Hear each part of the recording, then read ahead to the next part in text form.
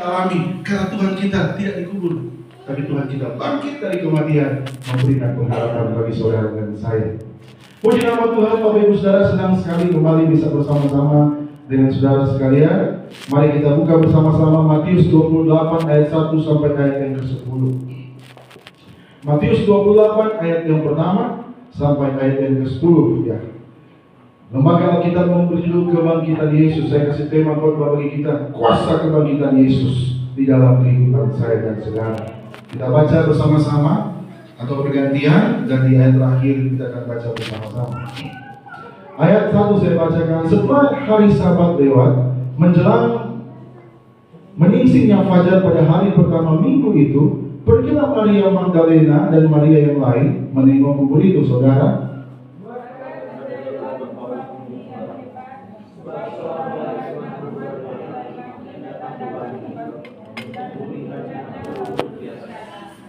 Wajahnya bagaikan kilat dan pakaiannya putih bagaikan salju.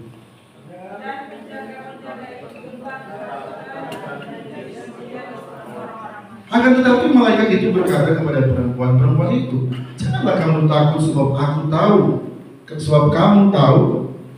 kamu mencari Yesus yang disalibkan itu. Ayat 6, saudara.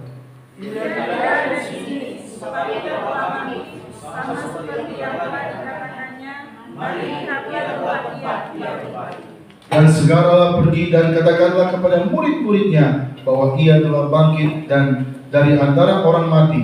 Ia mendahului kamu ke Galilea, di sana kamu akan melihat dia. Sesungguhnya aku telah mengatakannya kepadamu.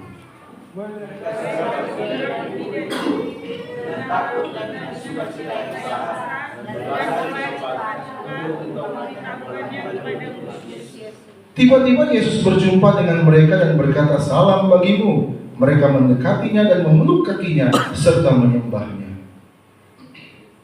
Sama-sama ayat 10. Maka kata Yesus kepada mereka, jangan takut, pergi dan katakan kepada saudara-saudaraku supaya mereka pergi ke Galilea, dan di sanalah mereka akan melihat aku. Puji nama Tuhan. Saudaraku yang kekasih dalam Tuhan, hari ini saya ingin mengajak kita memaknai tentang kebangkitan Tuhan Yesus. Apa makna kebangkitan Yesus? Ya, saya bawakan kepada kita ada 3 hal, Bapak Ibu Saudara. Yang pertama, Bapak Ibu Saudara, kuasa kebangkitan Yesus mengalahkan maut. Amin. Yang percaya sama-sama katakan, kuasa kebangkitan Yesus mengalahkan maut. Ya. Kebangkitan Yesus memberikan kita kuasa untuk mengalahkan maut. Saudaraku yang kasih dalam Tuhan, hal yang paling mengerikan di dalam dunia, dalam kehidupan manusia adalah ketika kita sadar, Bapak Ibu Saudara, bahwa kita akan mati. Amin. Satu kengerian yang sangat menakutkan bagi manusia. Waktu manusia tahu ternyata kehidupan kita tidak selama-lamanya, ternyata kita akan alami kematian. Siapa yang takut mati, saudara? Semua pasti takut. Dan kematian itu tidak memandang muka, tidak memandang jabatan, tidak memandang kelas. Ya. Semua orang pasti, mau dia orang kaya, orang miskin, tetap saudara pasti akan mengalami kematian. Ada banyak orang saudara berusaha untuk hidup, untuk memperpanjang kehidupan, tapi ternyata saudara mereka tetap akan alami yang namanya kematian. Walaupun Bapak Ibu Saudara banyak orang di Korea, di Thailand, permak muka, permak wajah supaya dapat lihat muda. Satu kali saudara tapi istri panggil, orang ada ulang tahun anakku pergi belanja di toko ya, satu toko di Lamongan. Terus toko dapat dari dia punya pemilik toko itu. Tapi istri bilang, coba Pak, tebak ya, berapa dia punya umur ibu itu, CP umur berapa? Kita lihat CP perawakan sudah bilang, paling 40-an. Karena saya bilang 40 berapa? 48 mungkin 49. Tapi dia punya anak sebesar-besar semua. Tapi istri bilang salah. Dia umur 60. Sudah wajah masih terlihat sangat muda, Bapak Ibu Saudara. Tapi Bapak Ibu Saudara, pada kenyataannya, biar orang supermark semua, orang tarik kanan, tarik kiri saudara, bikin bawah, tetap pada kenyataannya akan mati. Itulah kengerian saudara. Di dalam kehidupan manusia, mendapatkan satu realita bahwa semua manusia ternyata akan mati. Satu kali saya ikut KKR saudara, ada Ada pendeta bilang begini, ya, pendeta tantang saudara semua.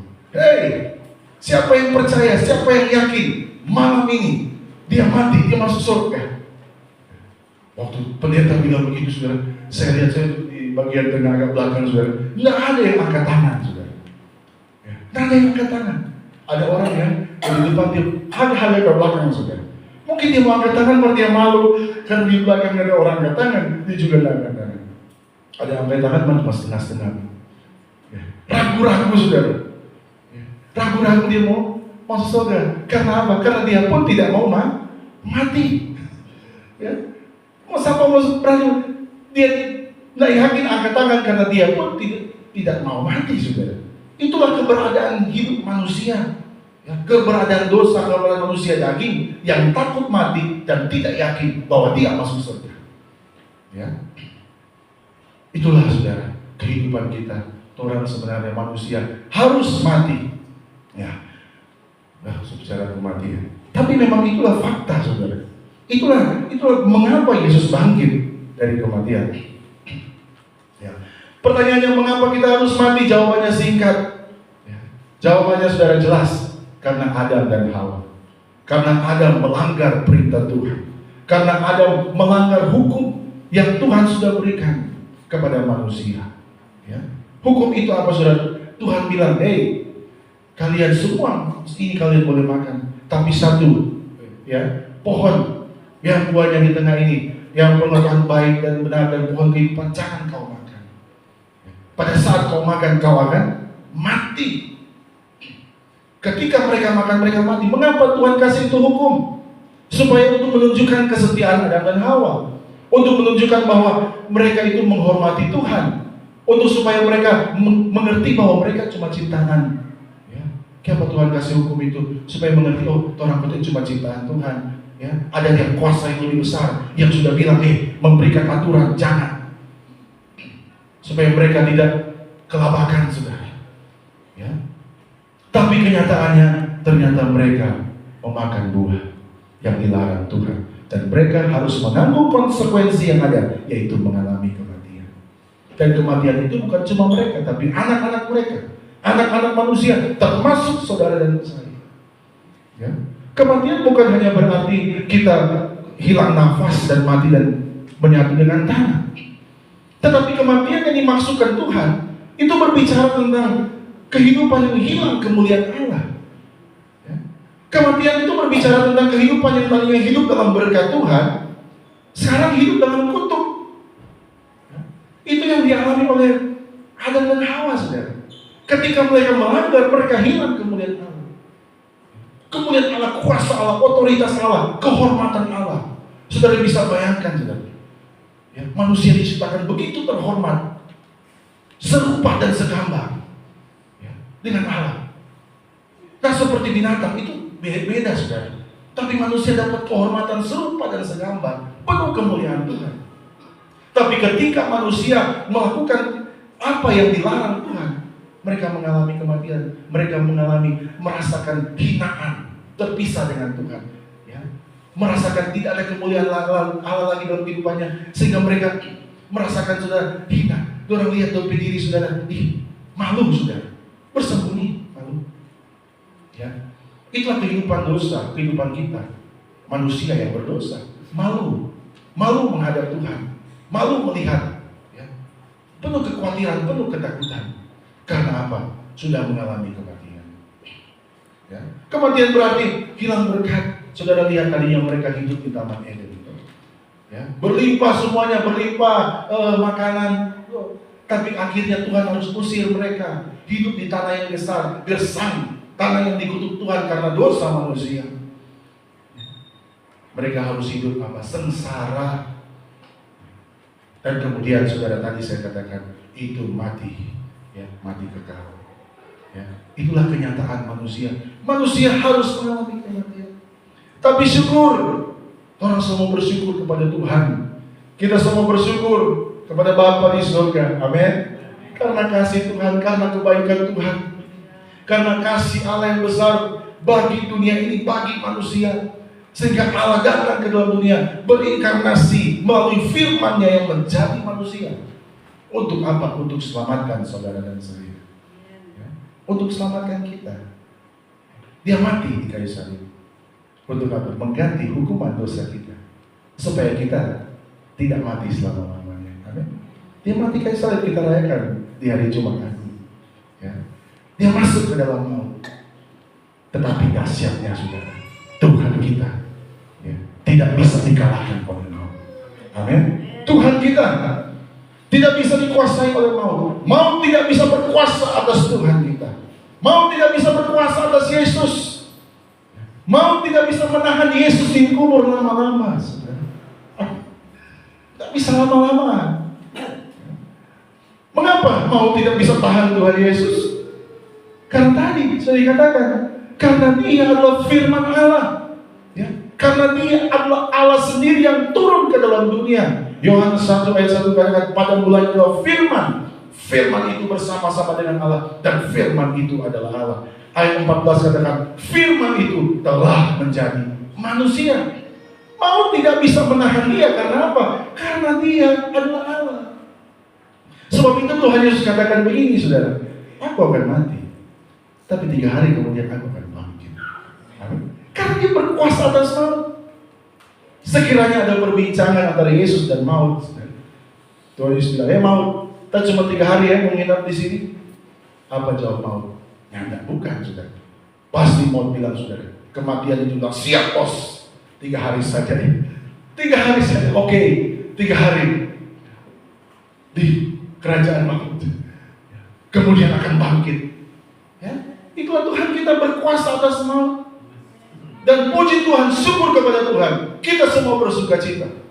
Di mana kebangkitan Yesus Kristus membuat saudara dan saya menerima janji Tuhan bahwa kita yang percaya juga kepada Yesus, Yesus katakan juga akan dibangkitkan. Amin. Yohanes 11 ayat 25 katakan, akulah kebangkitan dan hidup. Yesus bilang, akulah kebangkitan dan hidup. Barang siapa percaya kepadaku, ia akan hidup walaupun ia sudah mati. Itu janji Tuhan. Janji daripada Tuhan yang sudah mati dan hidup, yang berkuasa atas maut bagi kita. Bahwa setiap kita yang percaya kepada Yesus, kita akan hidup walaupun kita sudah mati. Atau ulang katakan, dan semua mereka yang mati tidak akan mati selama-lamanya, ya, karena mereka akan menerima kehidupan kekal bersama dengan Tuhan.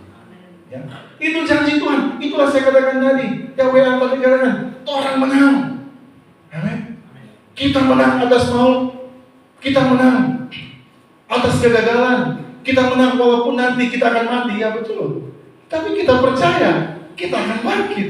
Amin. Itulah kebenaran. Kebenaran akan pasca, akan kebangkitan Yesus. Kita yakin kita juga akan bangkit. Amin. Gak apa-apa antara mati dan akan bangkit juga. Amin. Sehingga pada air mata bagi kita, saudara, berjalan, ya, menjalani kehidupannya tidak ada rasa takut. Amin. Kemudian juga kita berjalan dalam berkat Tuhan lewat kematian dan kebangkitan Yesus. Artinya perkataan Yesus itu benar, bahwa Dia adalah Allah. Sehingga apa? Semua janji Yesus bagi kita tergenapi bagi kita. Bahwa kita yang percaya kepada Yesus, firman Tuhan katakan dalam Yohanes 1 ayat 10 bahwa kita diangkat menjadi anak. Kembali kepada kodrat ilahi, Bapak Ibu Saudara. Tadi kodrat dosa, hidup dalam dosa, hidup dalam kutuk. Kemudian kita sekarang ini jadi anak-anak Tuhan, penuh kehormatan. Saudara dihormati, Bapak Ibu Saudara. Saudara hidup dalam kehormatan, dalam iman kepada Yesus. Tidak hidup dalam kutuk lagi, tidak hidup dalam kehinaan. Saudara dan saya boleh angkat wajah kita dengan penuh keyakinan bahwa saya sekarang adalah anak Tuhan. Amin. Karena kebangkitannya menyatakan, membuktikan kebenaran daripada firman-Nya. Kemudian juga kita boleh menerima kehidupan itu, di mana kita akan hidup dalam berkat Tuhan. Ini yang dahsyat, Bapak Ibu Saudara. Ya, tadinya manusia hidup bersusah payah. Ya, Tuhan bilang kepada Adam, kau akan bersusah payah mendapatkan makanan. Ya, dengan peluh, dengan suar kau akan bekerja keras. Tapi ternyata lewat kebangkitan Tuhan, Tuhan bilang, aku datang untuk memberi hidup dan hidup di dalam kelimpahan. Ya. Itu janji Tuhan. Sebab itu membuat saudara dan saya dengan iman. Kita hidup dengan keyakinan, kita hidup dengan sukacita bahwa kita adalah anak Tuhan, kita dipimpin oleh Tuhan, kita hidup dalam berkat Tuhan, dan kita percaya bahwa ketika kita selesai di dunia, kita mati, kita akan masuk kepada kehidupan kekal. Amin. Itulah berkat Tuhan. Rancangan awal Tuhan bagi Adam dan Hawa juga terjadi dalam kehidupan kita. Rancangan Tuhan untuk Adam dan Hawa penuh kemuliaan, hidup dalam kelimpahan zaman Eden, dan hidup kekal kembali dalam kehidupan kita lewat kebangkitan Tuhan Yesus. Amin. Senang sekali saudara. Saya sangat senang. Kita jadi orang-orang yang bersyukur. Ya, bersyukur kepada Tuhan, bersyukur untuk kasih Tuhan, bersyukur dengan iman kita berjalan dengan keyakinan bahwa kita orang-orang yang diselamatkan. Amin. Ada orang saudara beriman kepada apa saudara? Kepada orang yang salah yang mati. Orang yang mati itu bilang saudara, doakan saya ya, supaya saya selamat saudara. Saya mau sampaikan, saudara tak perlu doakan saya kalau orang mati, tak perlu doakan supaya kita selamat. Amin. Ada orang yang doakan, ya biar anak cucu kita doakan kita supaya kita bisa selamat. Ya, karena mereka pun mati, tapi kita tidak. Ya, tak perlu doakan. Tak perlu doakan dia cuma doakan dia supaya Tuhan terima. Tidak. Karena kita percaya, ketika kita percaya kepada Yesus, seperti apa yang Yesus sampaikan tadi. Yohanes 10 ayat 11 ayat 25. Bahkan Paulus katakan dalam Roma 10 ayat 9 dan 10. Ya, ketika kita mengaku dengan mulut bahwa Yesus adalah Tuhan dan percaya dalam hati bahwa Allah telah membangkitkan dia dari antara orang mati, kita akan diselamatkan. Sebab dengan mulut orang mengaku dan dibenarkan, dan dengan hati orang percaya dan diselamatkan. Amin. Kita percaya kepada kebangkitan Yesus, kita percaya juga bahwa kita akan beroleh kekal. Haleluya, haleluya. Yang kedua, saudara, saya masuk pada ayat pembahasan tadi. Kebangkitan Yesus, saya sadar di sini, saudara. Yang kedua, poin yang kedua saya mau bagikan kepada kita semua. Kebangkitan Yesus menggulingkan batu dan mengalahkan musuh. Haleluya. Ini menarik sekali. Ketika saya baca ini, saudara, saya dapat berkat yang luar biasa. Kalau kita baca dari ayat 62, Bapak Ibu Saudara, dalam Matius 27 ayat 62, kita akan melihat siasat para imam-imam, saudara. Imam-imam kepala ya, membuat satu siasat untuk apa? Tuhan Yesus mau mati, dia bilang begini, saudara. Dia katakan pada hari yang ketiga, ini imam-imam orang Farisi dibilang, dia akan bangkit pada hari yang ketiga. Sebab itu ya Pilatus, tolong. Mereka bilang kepada Pilatus, ya, pada saat itu yang memberikan titah untuk menyalibkan Yesus, ya, tolong kasihkan batu, tutup dengan batu. Ya, itu kubur Yesus, kemudian meteraikan dengan meterai kekaisaran. Kemudian suruh prajurit jaga di sana.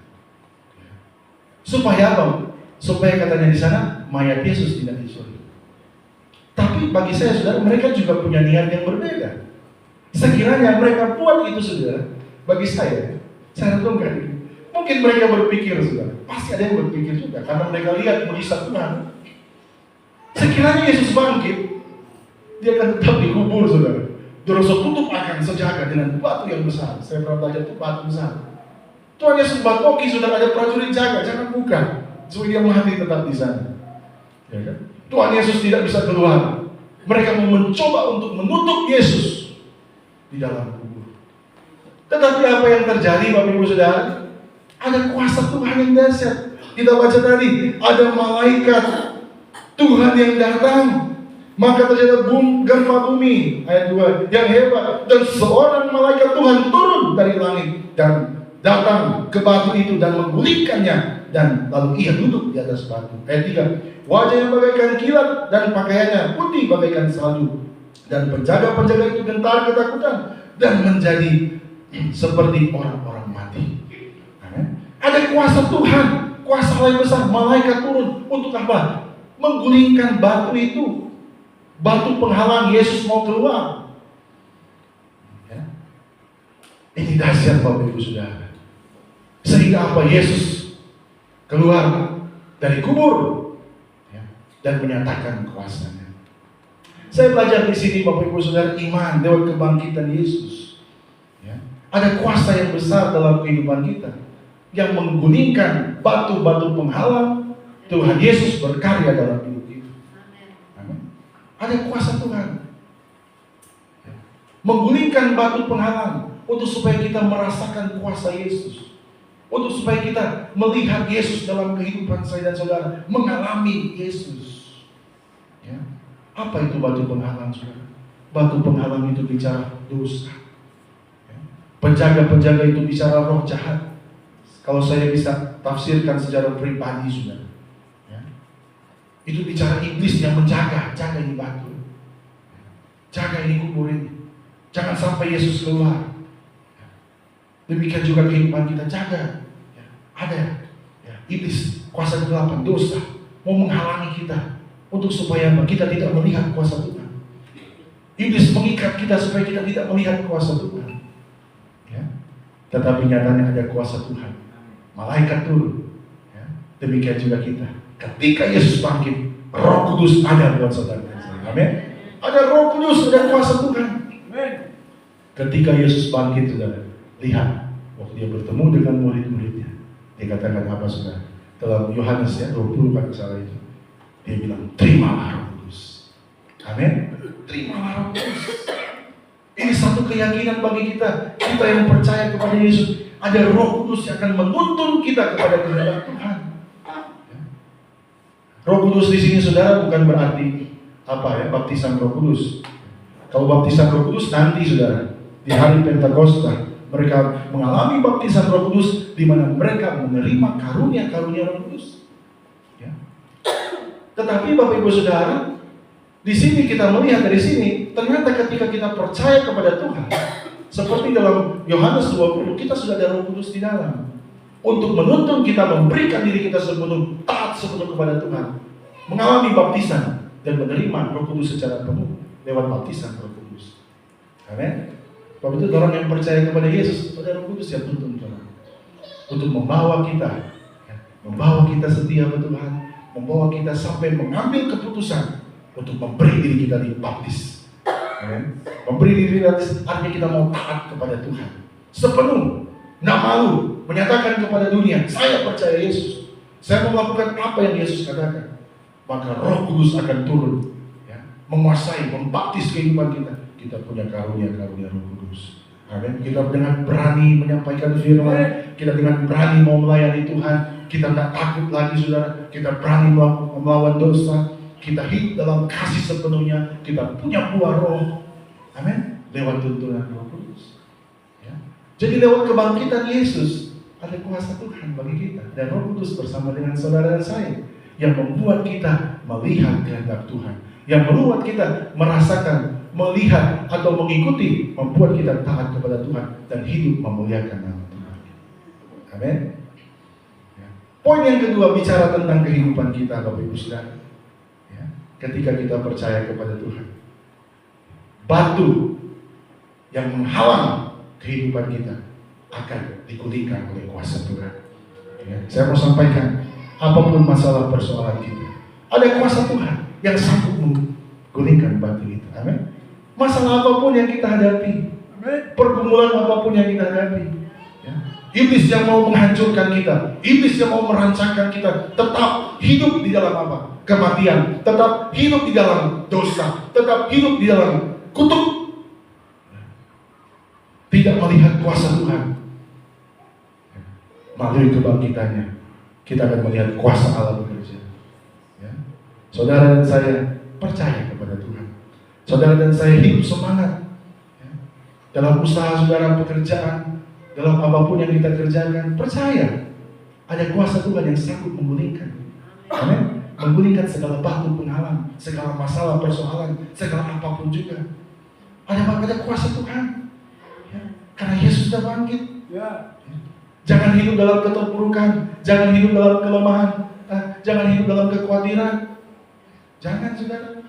Karena kita tahu, ya, batu itu digulingkan dengan kuasa Tuhan. Demikian juga setiap kehidupan kita, penghalang, ya, kita melihat berkat Tuhan dalam hidup, kita akan alami, Bapak Ibu Saudara, dalam kehidupan saya dan saudara. Amin. Ya. Mari saudara, saya ajak kita semua. Lewat kebangkitan Tuhan, kita hidup bersemangat. Kita hidup dengan kuasa Tuhan. Kerjakan apa yang kita mau kerjakan. Ya. Bergerak, jangan takut. Ya. Teman-teman yang lagi studi, jangan takut dengan dana. Jangan takut dengan tantangan di depan. Maju.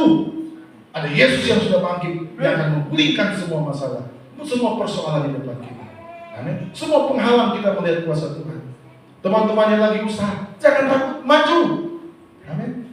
Yang lagi bekerja, jangan takut, tetap maju. Yang lagi berjuang, maju.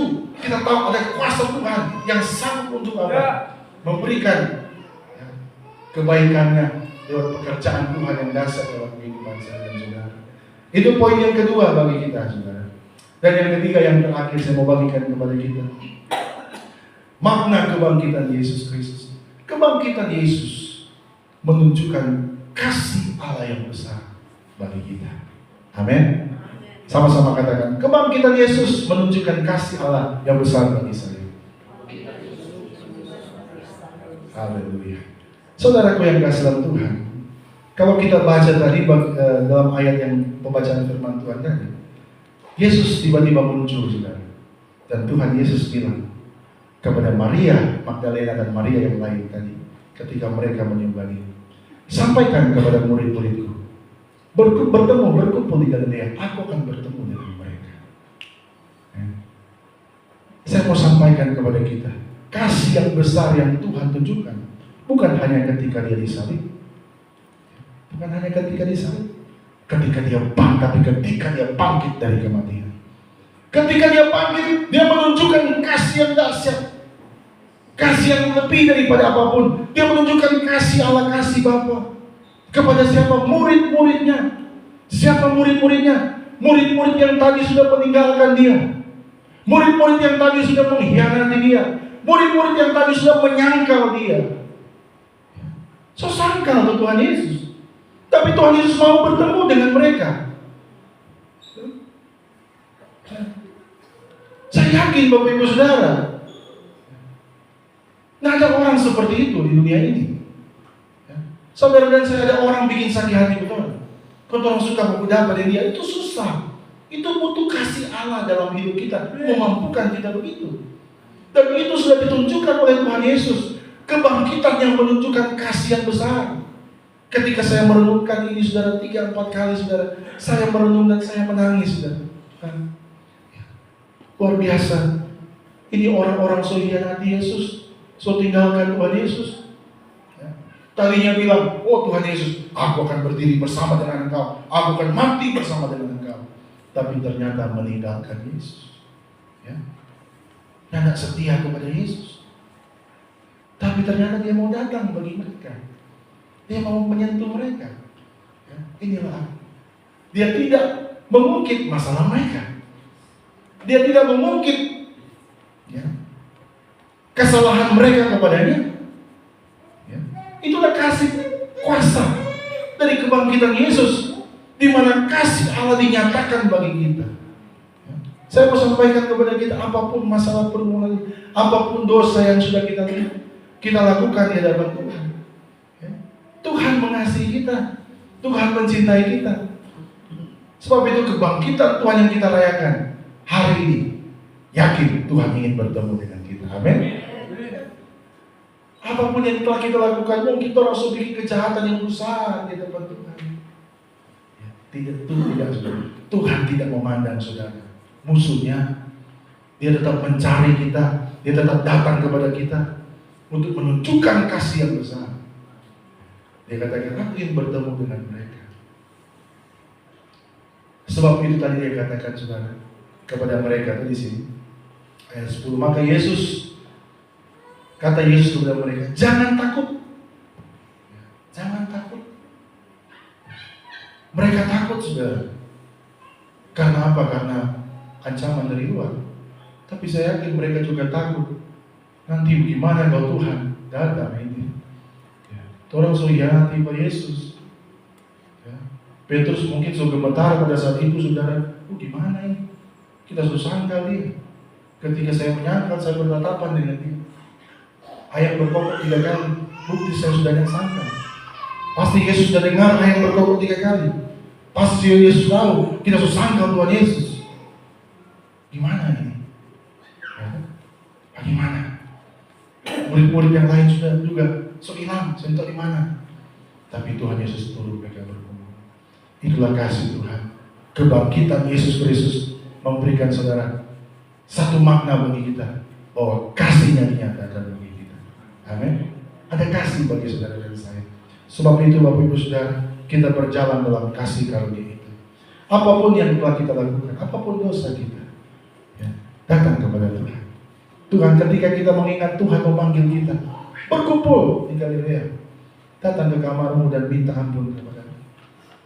Datang kepada dimanapun Tuhan panggil kita, datang kepada Tuhan, ya, dan kita akan melihat kuasa kasih Tuhan di dalam kehidupan saya dan saudara. Saudaraku yang kekasih dalam Tuhan, saya mau katakan ini kepada kita. 3 poin ini yang sederhana. Saya mau bagikan kepada kita semua, sehingga kita memiliki kehidupan yang baru. Amin. Kehidupan yang penuh dengan kemenangan. Kemenangan. Bahwa kita hidup dalam berkat Tuhan. Kita hidup sebagai anak-anak Tuhan, anak-anak terang. Dan kita hidup di dalam satu keyakinan bahwa kita akan terima kehidupan kekal. Yang kedua, Bapak Ibu Saudara, kita yakin dan percaya segala tembok penghalang kita untuk kita mau hidup dalam ketaatan kepada Tuhan sudah dipatahkan. Setiap masalah pergumulan, kita punya kuasa untuk berjalan mengalahkannya. Masalah pergumulan itu, tantangan itu dalam kehidupan, ya, karena Yesus sudah bangkit, menunjukkan kuasa Tuhan. Roh Kudus akan menuntun kehidupan saya dan saudara. Dan yang terakhir, ingat, tetap di poin yang terakhir saya mau bagikan lewat kebangkitan Tuhan Yesus ini, ada kasih Tuhan yang besar. Tuhan tetap menanti saudara dan saya. Tuhan tetap melihat kita, apapun dosa kita, walaupun dosa merah seperti kermisi. Ketika kita bertemu Tuhan, ketika kita merasakan kasih agape itu, kasih Allah yang besar, maka kita akan merasakan bagaimana kita dipulihkan Tuhan. Kita menjadi putih seperti salju. Puji nama Tuhan. Bapak Ibu Saudara, inilah firman Tuhan yang singkat yang mau saya bagikan kepada kita semua. Biarlah di hari Paskah ini kita bisa memaknai dengan sukacita, kita maknai dengan penuh keyakinan, kita maknai dengan penuh semangat di dalam Tuhan, dan kita memaknainya dengan penuh cinta kepada Yesus, karena Tuhan Yesus terlebih dahulu mengasihi kehidupan kita. Haleluya, haleluya. Saya undang pemain musik untuk datang ke depan. Haleluya.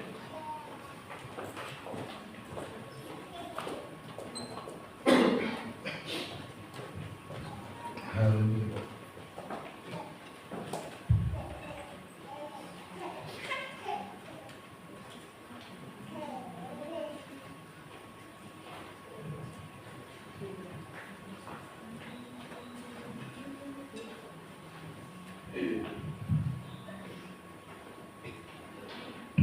Haleluya.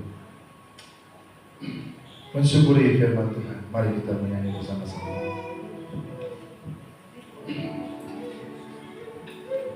Yesus, Kau kebenaran yang menyelamatkanku, yang menyelamatkanku. Haleluya Tuhan. Kau memberikanku hidup dan pengharapan. Haleluya Yesus. Ikut kehendakmu, ku perlu anugerahmu, menyatakan janjiku kepadamu. Dengan iman sama-sama katakan, oh Tuhan, haleluya, ku hidup dan mau hidup bagimu Tuhan, tetap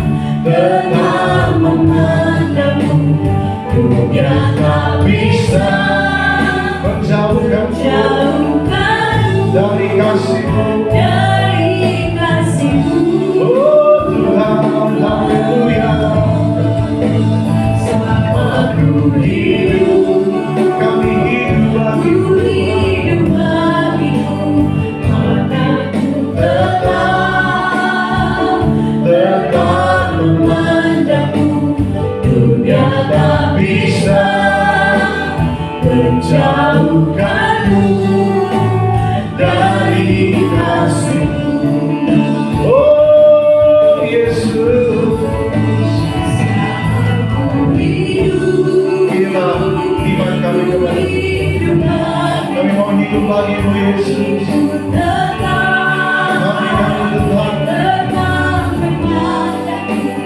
dunia tak bisa menjauhkanku dari kasih-Mu.